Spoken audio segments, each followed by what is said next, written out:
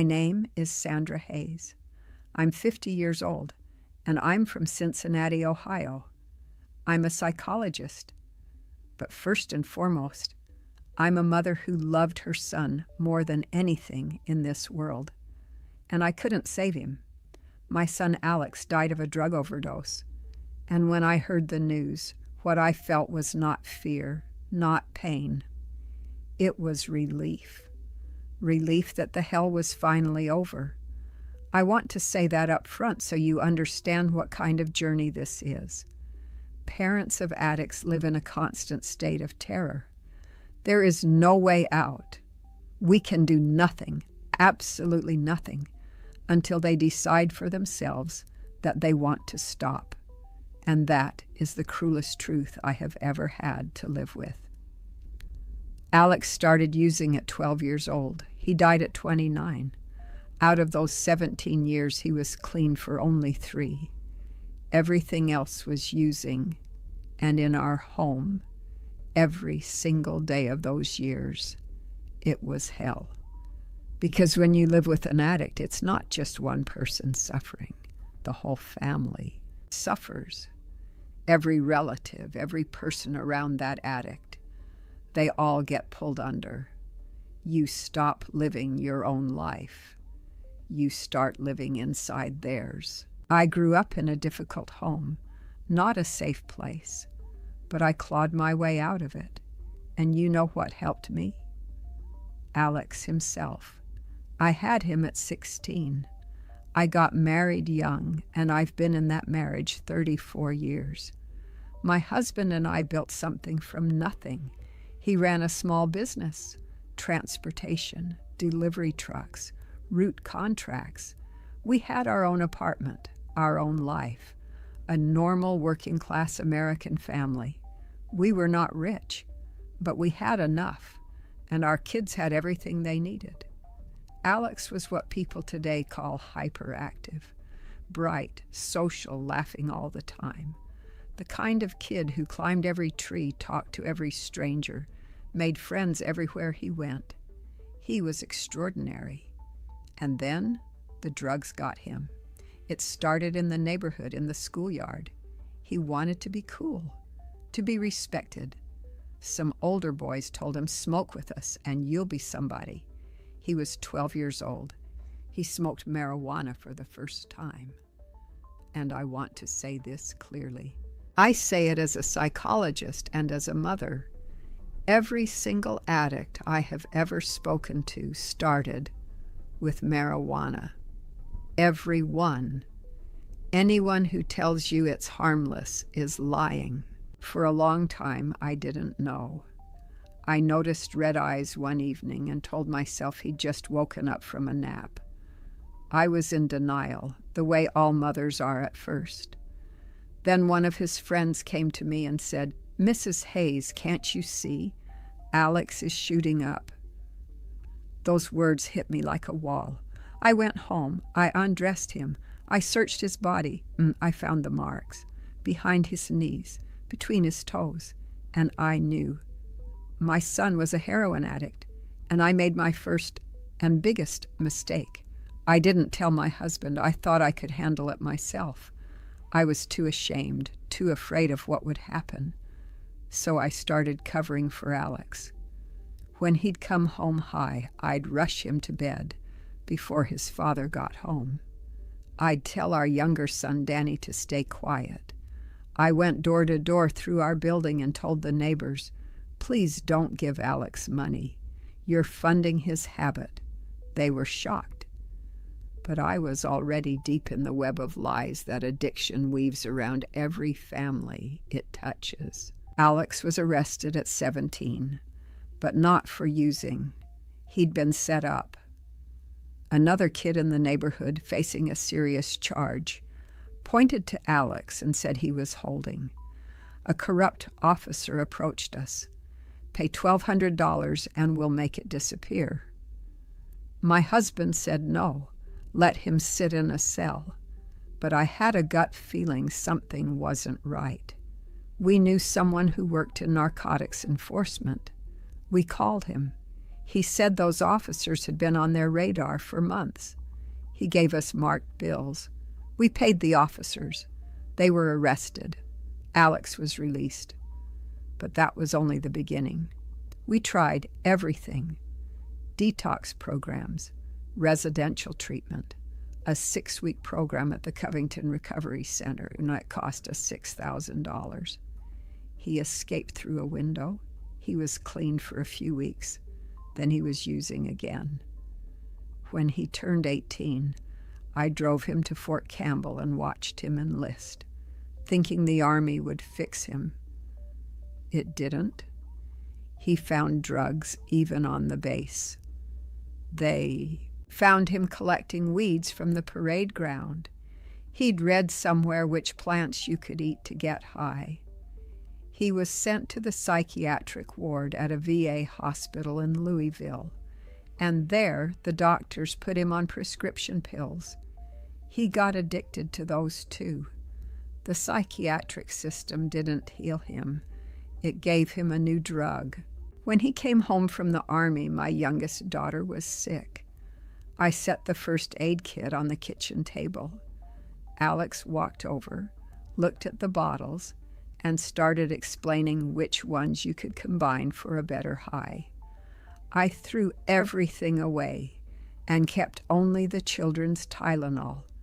My niece flew in from Chicago and said she'd take Alex back with her and get him into treatment. I said yes. I said yes so fast. I needed to breathe. He didn't make it to any treatment center. He found the drug scene in Chicago within a week, got onto heroin, and started shoplifting to pay for it. He'd bite the security tags off clothes with his teeth and sell the merchandise. He came back to Cincinnati missing his 2 front teeth. Then he got arrested in Illinois for theft and was sentenced to 9 months. While in prison, he learned something new. He studied German. One of the correctional programs paid inmates to learn a language. He walked out of that facility with $800 and a skill. And the first day of freedom, I found him on a street corner, already using. I flew out to meet him. We had agreed on a bus stop. He wasn't there. I called Natasha, the woman who had once helped him off the streets. She said, go to the corner near the park, by the overpass. That's where they gather. I went.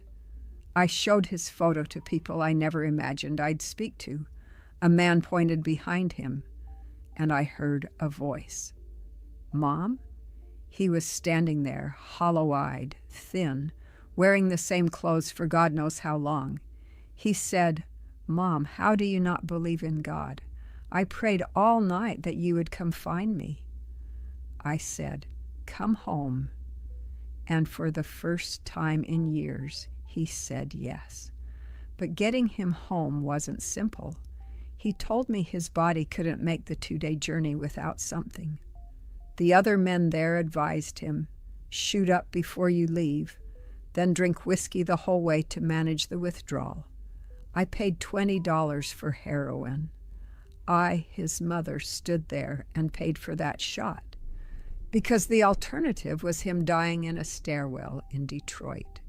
We boarded the bus. He vomited the entire trip. The other passengers stared. We made it home. By this time, I had started studying psychology to understand what I was dealing with, to understand how to survive it.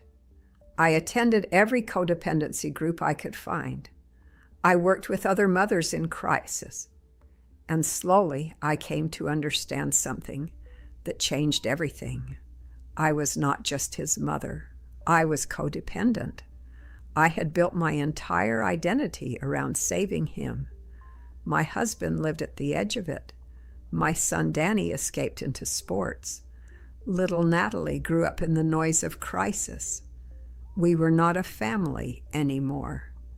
We were a system, and Alex was at the center, and we all orbited around his addiction.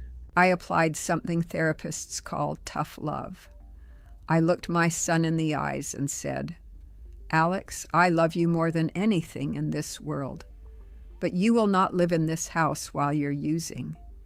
You can come back the moment you are sober, not before." And I opened the door. He walked out.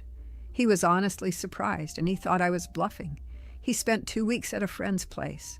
Then he came back, unshaven, in the same clothes. "Mom, I've stopped, I promise." I said, "Not yet. You're not ready." 2 more months passed. He showed up in November, in shorts and flip-flops, no coat, shaking on the doorstep.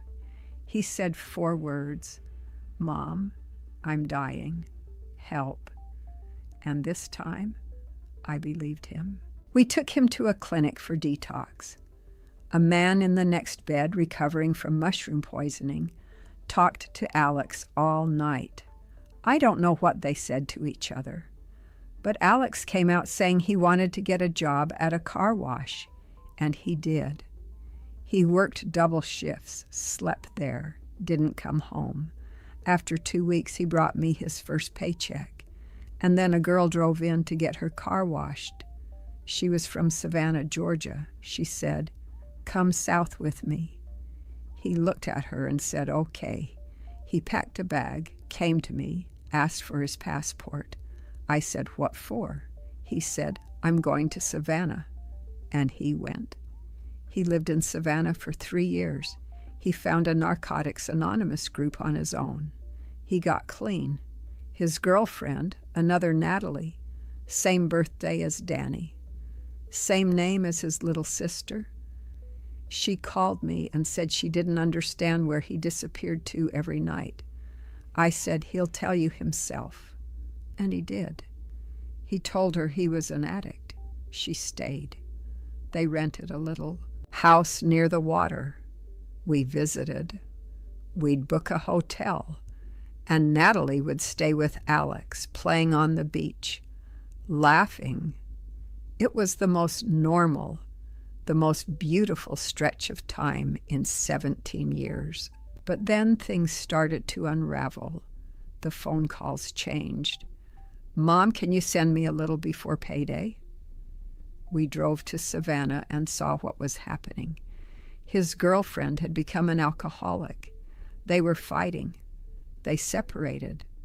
He called me on August 9th, early in the morning. He said he'd found a new room to rent. He needed $300. We sent it. He said, "I love you all so much." Those were his last words. That night, he ran into some people he knew. They gave him something to drink. It wasn't what he thought it was. Some chemical compound, synthetic, something that hit immediately. He knew what overdose felt like. He'd been through it before. He ran into a restaurant in the middle of downtown Savannah, tore his shirt off. He had a large tattoo across his chest, and started screaming, "Find my mom! Find my mom!" He stumbled out, collapsed on the front steps. The ambulance came. He died before they reached the hospital. Someone sent me a video. I watched him fall. I called the restaurant. A young waitress answered. I told her I was the mother. She found out which hospital. And then, before I even reached the phone to call anyone, an anonymous message arrived.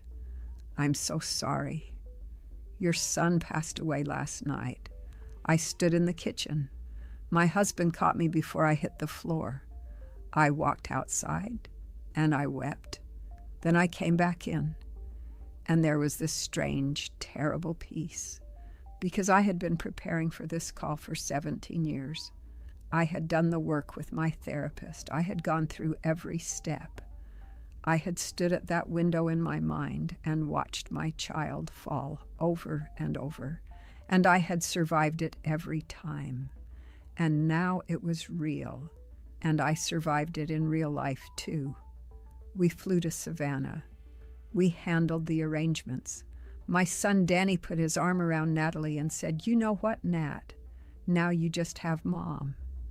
And that broke something open in me because I realized all those years I had been a mother to one child, and now I had children again, 2 grandchildren, a life. I told Alex when he was still alive, when he was using and I was exhausted and angry and heartbroken, I told him, I will bury you and I will bring you flowers. He'd laugh and say, what kind? I said, what do you want? He said, red roses. There are always red roses on his grave. Always. I am telling you this story not to make you cry. I am telling you because there are mothers out there right now who are standing where I stood, who are hiding it from their husbands, who are going through their child's pockets at midnight, who are walking past their child eating out of a dumpster and pretending they don't see them. I did that. I walked past Alex on the street and I said, I don't know you. And I kept walking. Because you reach a point where that is the only thing left to do. What I know now, after everything, nothing works until the addict decides they want to stop. Nothing. No amount of money, no rehab center, no detox program, no amount of love will work until that moment.